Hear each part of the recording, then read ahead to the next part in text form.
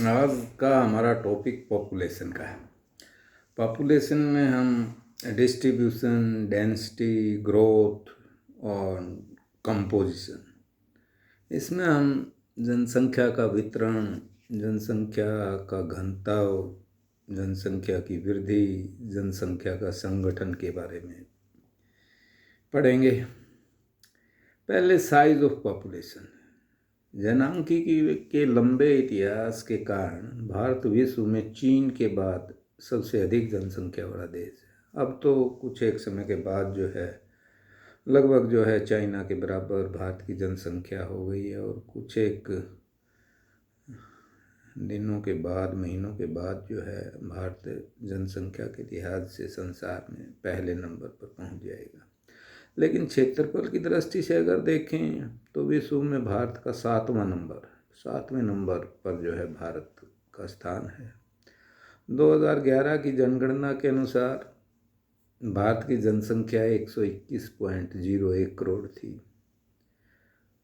लगभग छठा व्यक्ति संसार में भारतीय था। अगर क्षेत्रफल की दृष्टि से देखें तो भारत के हिस्से में जो है 2.4% भूभाग है संसार का, जबकि जनसंख्या यहाँ पर भारत में 17.5% के आसपास है।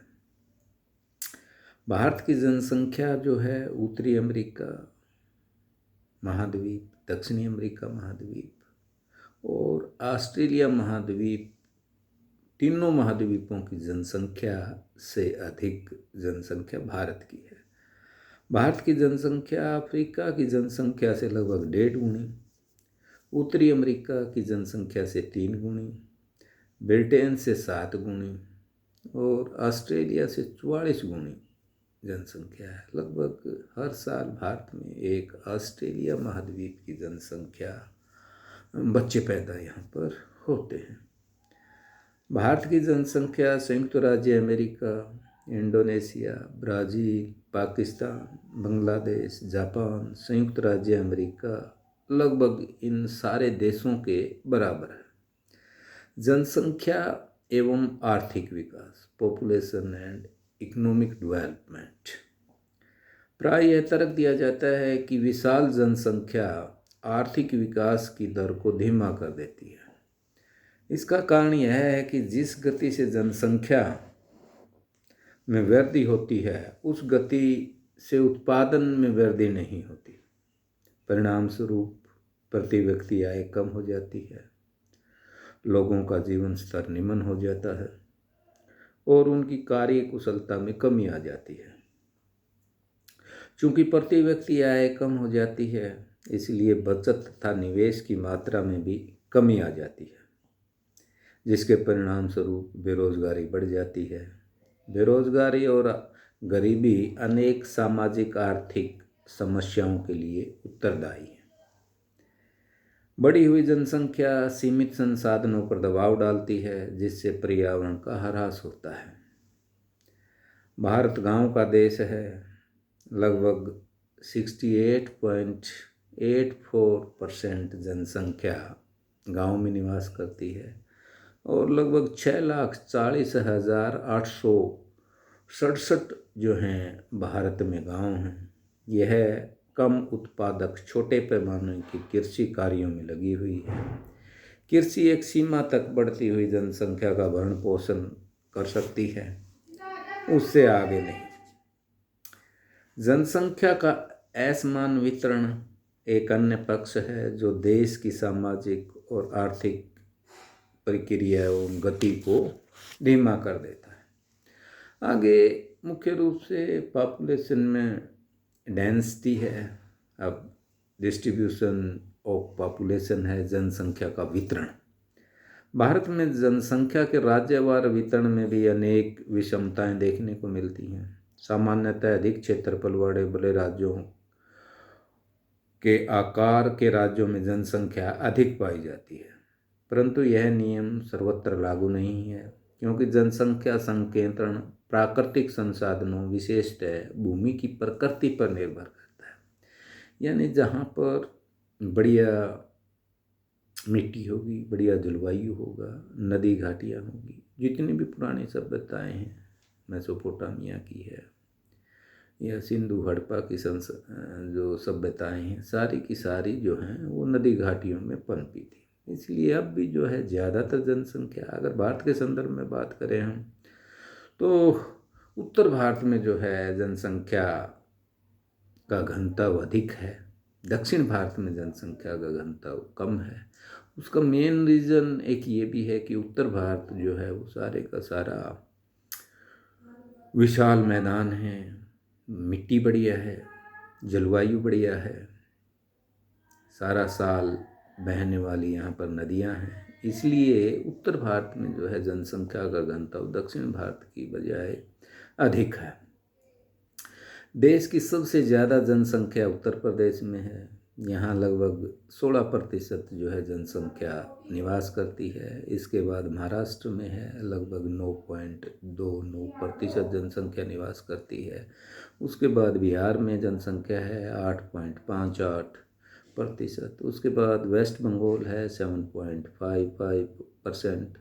आंध्र प्रदेश में 7% जनसंख्या जो है देश की निवास करती है। इन 5 राज्यों में, ये 5 राज्य आगे, सबसे पहले उत्तर प्रदेश है, फिर महाराष्ट्र है, फिर बिहार है, फिर पश्चिमी बंगाल और फिर आंध्र प्रदेश। ये 5 राज्य हैं। इनमें लगभग देश की जो है आधी जनसंख्या निवास करती है। भारत की 1/4 जनसंख्या 2 राज्यों में, उत्तर प्रदेश और महाराष्ट्र में निवास करती है। उत्तर प्रदेश और महाराष्ट्र में लगभग 25% जनसंख्या भारत की निवास करती है। क्षेत्रफल की दृष्टि से इन 2 सबसे बड़े राज्य राजस्थान और मध्य प्रदेश। अब राजस्थान में जो है क्षेत्रफल जो है वो 10.4% है और दूसरा जो मध्य प्रदेश है उसका 9.37% है। लेकिन जनसंख्या राजस्थान में 5.6% है और मध्य प्रदेश में 6% के आसपास जो है जनसंख्या निवास करती है। इसके विपरीत उत्तर प्रदेश में 7.26% क्षेत्रफल है, जबकि वहाँ पर जनसंख्या जो है लगभग 16.49% वहाँ पर निवास करती है। देश के 2.86% क्षेत्रफल वाला राज्य जो है बिहार, वहाँ पर 8.5% जनसंख्या निवास करती है। देश के 11 राज्य और 6 केंद्र शासित प्रदेशों में जनसंख्या उनके क्षेत्रफल की तुलना से अधिक है। परिणाम स्वरूप इन राज्यों में प्रति इकाई क्षेत्रफल जनसंख्या का घनत्व राष्ट्रीय घनत्व से अधिक है। दूसरी तरफ अगर हम देखें, जम्मू कश्मीर है 1.04%, अरुणाचल प्रदेश में जो है 0.11%, उत्तराखंड में 0.84%। जैसे राज्यों की जनसंख्या का आकार इनके विशाल भौगोलिक क्षेत्र के बावजूद अत्यंत छोटा है। इन राज्यों में जो है जम्मू कश्मीर में है, अरुणाचल प्रदेश में है, उत्तराखंड में है, यहाँ पर जो है क्षेत्रफल बहुत ज़्यादा है, लेकिन जनसंख्या जो है दूसरे राज्यों की बजाय बहुत कम है। हिमालय लघु राज्य सिक्किम की जनसंख्या लगभग 6.07% है, जबकि दिल्ली की जनसंख्या 1.67 करोड़, जम्मू कश्मीर की जनसंख्या अथवा सभी केंद्र शासित प्रदेशों की संयुक्त जनसंख्या से भी अधिक। अगर दिल्ली के बारे में बात करें, जितने भी जो केंद्र शासित प्रदेश हैं उनकी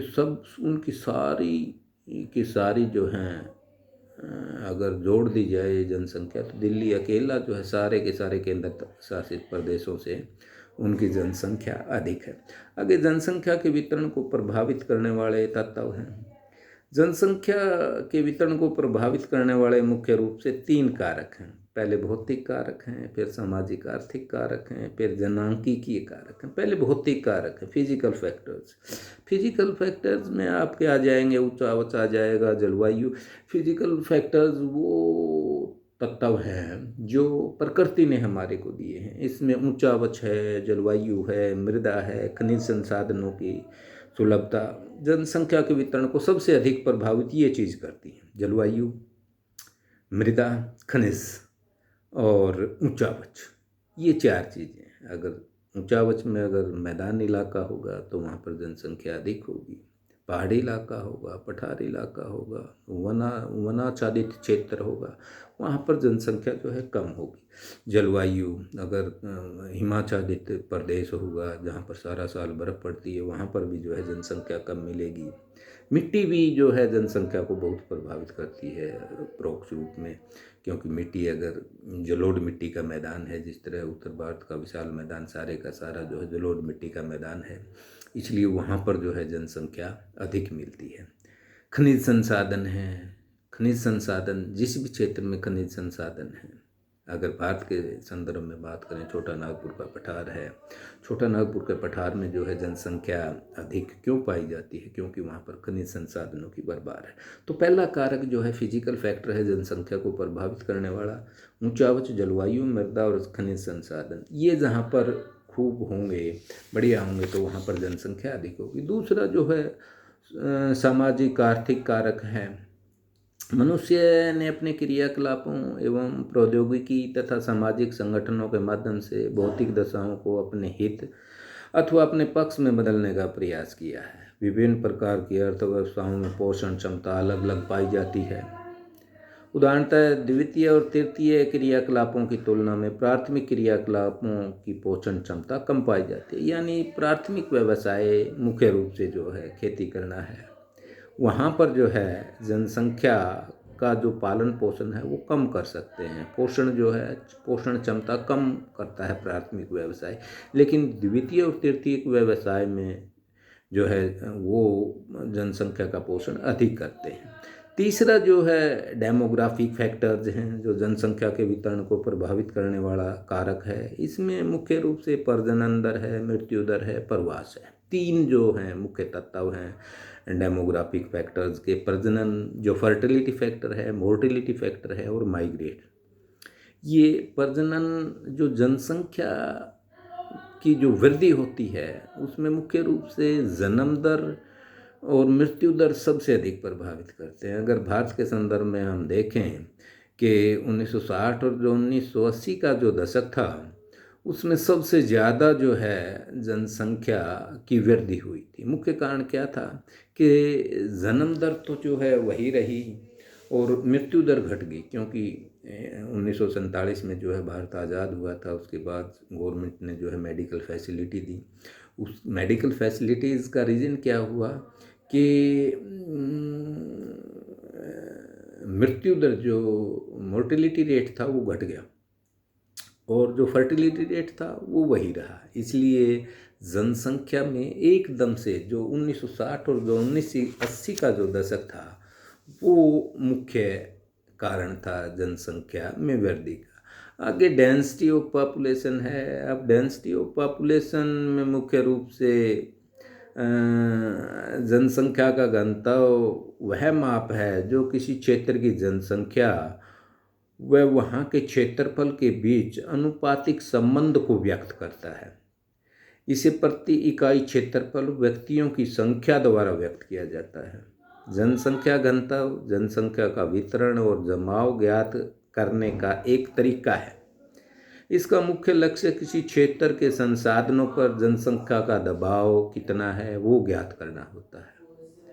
जैसे अब घनत्व कई प्रकार के होते हैं, जैसे गणितीय घनत्व है, कायिक घनत्व है, कृषीय घनत्व है, ये मुख्य रूप से। अब गणितीय घनत्व क्या है?